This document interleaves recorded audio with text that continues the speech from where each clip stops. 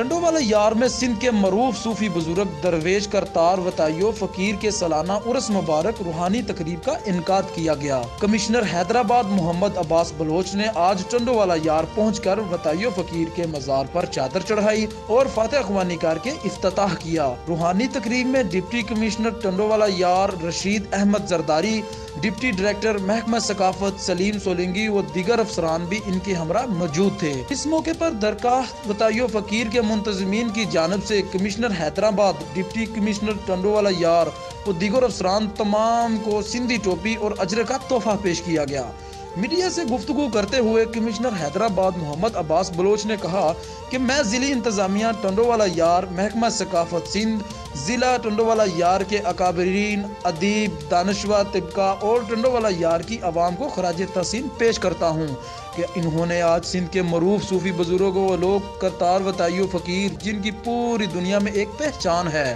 اس موقع پر deputy commissioner Tando والا یار رشید احمد زرداری، سندھ حکومت کی جانب سے کورونا وائرس کی پیش نظر بنائی گئی SOPs پر مکمل عمل درآمد کرتے ہوئے اس بار وطائیو فقیر کے عرس مبارک کی تقریبات کو مختصر کیا گیا ہے۔ سندھ اولیاء کرام صوفی بزرگوں کی دھرتی ہے، جنہوں نے ہمیشہ حق و صداقت کی بات کی ہے اور ہمیشہ امن کا درس دیا ہے۔